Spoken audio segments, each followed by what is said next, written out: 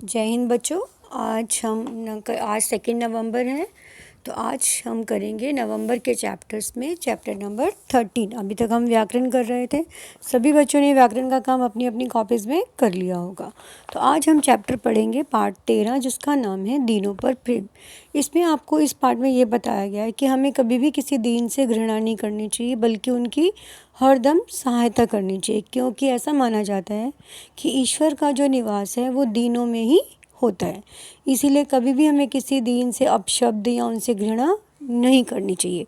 तो अब हम इस चैप्टर को पढ़ेंगे और आप सुनेंगे, और इसके बाद जो PDF भेज रही हूँ उसमें से आप इस चैप्टर को 1 से 2 बार अवश्य पढ़ेंगे, ताकि आपको पूरा चैप्टर अच्छे से समझ में आ जाए। ईश्वर का एक नाम दीनबंधु है। यदि हम वास्तव में आस्तिक हैं, ईश्वर भक्त हैं, तो हमारा यह पहला धर्म है कि दीनों को प्रेम से गले लगाएं, उनकी सहायता करें, उनकी सेवा करें, उनकी शुश्रूषा करें।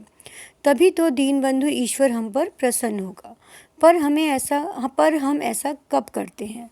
आज हम दीन दुर्बलों को ठुकरा ठुकरा कर ही आस्तिक या दीनबंधु भगवान के भक्त बने बैठे हैं। दीनबंधु की ओट में हम दीनों को खूब सता रहे हैं। कैसे अद्वितीय आस्तिक हैं हम! ना जाने क्या समझकर हम अपने कल्पित ईश्वर का नाम दीनबंधु रखे हुए हैं। क्यों इस रद्दी नाम से उस लक्ष्मीकांत का स्मरण करें। दीनन देखी घिनात जे, नहीं दीनन सो काम, का जानीते लेते हैं दीनबंधु। अगर कोई दीनबंधु को देखकर घृणा करता है या उसे कोई अपशब्द बोलता है, तो उसे ईश्वर का नाम लेने का कोई अधिकार नहीं है। वो किस हक से ईश्वर को दीनबंधु कहता है, जब वो खुद ही किसी दीन का बंधु नहीं बन सकता। यह हमने अवश्य सुना है कि त्रिलोकेश्वर श्री कृष्ण की मित्रता और प्रीति सुदामा नाम के एक दीन दुर्बल ब्राह्मण से हुई थी। यह भी सुना है कि भगवान यदुराज ने महाराज दुर्योधन को अस्वीकार कर बड़े प्रेम से गरीब विदुर के यहाँ साग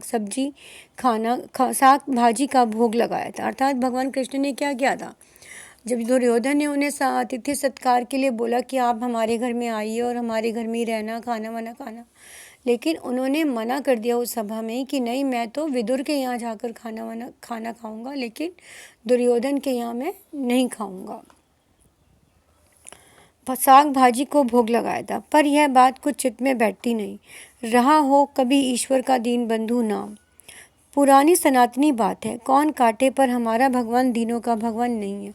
हरे हरे वह उनकी घिनौनी कुटिया में रहने जाएगा। वह रतन जड़ित सिंहासन पर विराजने वाला ईश्वर क्या उन भुक्कड़ कंगालों के कटे फटे कमलों पर बैठने जाएगा?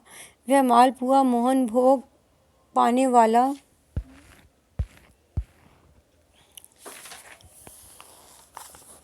वाला भगवान उन भिखारियों की रूखी सूखी रोटी खाने जाएगा? कभी नहीं हो सकता। हम अपने बनवाए हुए विशाल राज मंदिर में उन दीन दुर्बलों को आने भी ना देंगे। उन पतितों और अछूतों की छाया तक न अपने खरीदे हुए विशिष्ट ईश्वर पर ना पड़ने देंगे। दीन दुर्बल भी कहीं ईश्वर भक्त होते हैं? ठहरो ठहरो, ये कौन गा रहा है? ठहरो जरा सुनो। वाह, तुम तब यह खूब रही। मैं ढूंढता तुझे था जब कुंज और वन में, तू खोजता मुझे था तब दीन के वतन में। तू आह बनकर किसी को मुझे पुकारता था, मैं था तुझे बुलाता संगीत में भजन में। तो ये गीत है जिसमें ये बता रहे हैं कि हम अगर ईश्वर को ढूंढना चाहते हैं, तो बजाय मंदिरों में, बड़े बड़े देवालय में ना ढूंढकर, अगर उन्हें हम किसी गरीब की झोपड़ी में या किसी गरीब की भूख में ढूंढेंगे, तो वो हमें अवश्य मिलेगा। सिर्फ हमें किसी दीन की आह सुनने की अंदर से चेष्टा होनी चाहिए, या अंदर से ऐसा मन होना चाहिए कि हमें गरीब की सहायता करनी है, तो आपकी सारी पूजा जो है वो फिर सफल हो जाएगी। तो क्या हमारे श्री लक्ष्मी नारायण जी दरिद्र नारायण हैं? इस फकीर को सदा तो यही मालूम ही रहा हो, तो क्या हम भ्रम में थे? अमीरों के शाही महलों में वह पैर भी नहीं रखता। मेरे लिए खड़ा था दुखिया के द्वार पर तू, मैं बाट जोता रहा तेरी किसी चमन में। जो भगवान होते हैं, वो जो लोग किसी गरीब की सहायता करते हैं, तो वो कहते हैं कि वो तो उनकी देखने के लिए गरीब की झोपड़ी के आगे खड़े रहते हैं कि कब कोई ऐसा व्यक्ति आएगा जो इनकी सहायता करेगा। लेकिन जो अमीर व्यक्ति होते हैं, जो स्वार्थी व्यक्ति होते हैं, अहंकारी होते हैं, वो क्या होते हैं, वो बड़े बड़े मंदिरों में जाकर तो खड़े हो जाते हैं, लेकिन किसी गरीब की सहायता करने के लिए नहीं आते। हजरत खड़े भी कहाँ होने गए, बेबस गिरे हुओं के तू बीच में खड़ा था, मैं स्वर्ग देखता था झुकता कहाँ चमन में। तो क्या उस दीन बंधु को अब यह मंजूर है कि हम अमीर लोग धन दौलत को लात मारकर उनकी खोज में दीनहीनों की झोपड़ियों की खाक छानते फिरें? दीन दुर्बलों को अपने असहाय अत्याचारों की चक्की में पीसने वाला धनी परमात्मा के चरणों तक कैसे पहुंच सकता है? धनांत को स्वर्ग का द्वार दिखेगा ही नहीं। महात्मा ईसा का वचन सत्य है। यदि तू सिद्ध होना चाहता है तो जो कुछ धन दौलत तेरे पास है वह सब बेचकर कंगालों को दे दे और अपना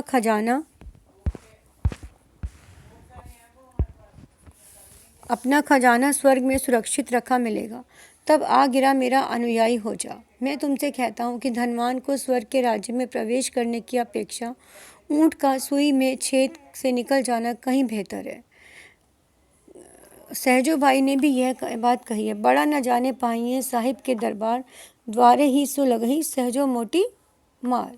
किसानों और मजदूरों की टूटी फूटी झोपड़ियों में ही प्यारा गोपाल जाता मिलेगा।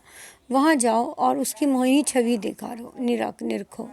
जेठ बैसाख की कड़ी धूप में मजदूर के पसीने की टपकती हुई बूंदों में उस प्यारे राम को देखो। किसी धूल भरे हीरे की कनी में उस सृजनहार को देखो। जाओ पतित पद दलित अछूत की छाया में उस लीला बिहारी को देखो। तुम ना जाने उसे कहाँ खोज रहे हो। अरे भाई, यहाँ वह कहाँ मिलेगा? इन मंदिरों में वह राम न मिलेगा। इन मस्जिदों में अल्लाह का दीदार होना मुश्किल है। इन गिरजों में कहाँ परमात्मा है? इन तीर्थों में वह मालिक रमने का नहीं, गाने बजाने से भी यह रीझने का नहीं। इन सब चटक मटक में वह कहाँ? वह तो दुखियों की आह में मिलेगा, गरीबों की भूख में मिलेगा, दीनों के दुख में मिलेगा।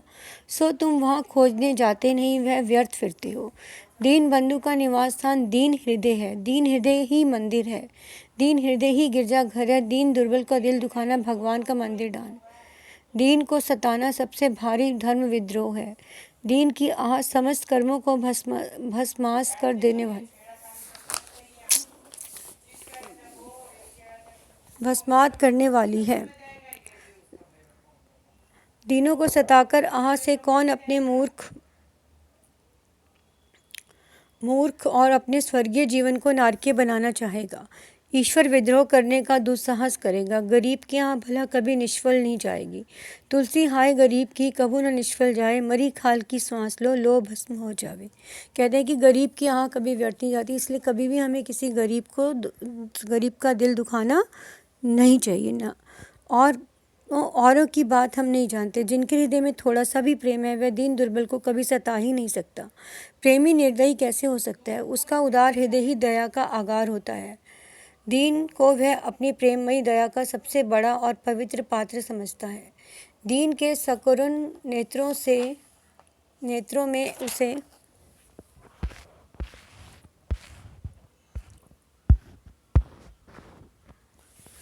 नेत्रों में उसे अपने प्रेम की मनमोहिनी मूर्ति का दर्शन अनायास प्राप्त हो जाता है। दीन की मर्म भेदनी आह में उसे अपने प्रियतम का मधुर आह्वान सुनाई देता है।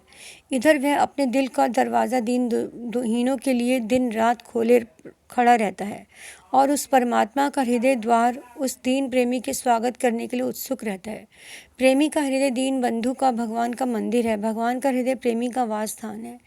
प्रेमी के हृदय में दरिद्र नारायण ही एकमात्र प्रेम मात्र है। दरिद्र सेवा ही सच्ची ईश्वर सेवा है। दयालु ही आस्तिक है, ज्ञानी है, भक्त है, प्रेमी है। दीन दुखियों के दर्द का मर्मी ही महात्मा है। गरीबों की पीर जानने वाला ही सच्चा पीर है। कबीर ने कहा भी है, कबीरा सोई पीर है सो जाने पर पीर, जो पर पीर न जाने सो काफिर बेपीर। कबीर जी कहते हैं कि जो दूसरों के दुख दर्द को अपना मानता है वही एक अच्छा व्यक्ति माना जाता है। जो दूसरों के दुख दर्द की परवाह न करता है, वह उसे बेबस मानता है, उन्हें बेचारा मानता है, तो वे लोग दुनिया में या भगवान के लिए प्रिय नहीं होते। इसलिए कभी भी हमें दीनों से नफरत नहीं करनी चाहिए, उन्हें अपशब्द नहीं करना चाहिए, क्योंकि ऐसा माना जाता है कि दीनों में ही ईश्वर का निवास होता है। तो अब हम इसके शब्दार्थ करेंगे और आप इसे कॉपी में भी करेंगे शब्दार्थ को, और इसकी सुंदर सी सुलेख भी अपनी कॉपी में करेंगे। कंगाल, दरिद्र, आह्वान बुलावा, दीदार दर्शन, अनुयायी मानने वाला, घिनात घृणा करना, शुश्रूषा देखभाल करना, काफिर नास्तिक, खाक छाना भटकना, आतिथ्य अतिथि सत्कार, दरिद्र नारायण गरीबों का ईश्वर, भस्मात भस्म कर देना, धनान धन संपत्ति के घमंड में चूर। तो ये थे हमारे शब्दार्थ। इनको आपने अच्छे से अपनी अपनी कॉपी में करना है और सुंदर राइटिंग करनी है, और बाकी इसका जो काम है वो मैं आपको नेक्स्ट वीडियो में दूंगी। और तब तक के लिए धन्यवाद। गुड।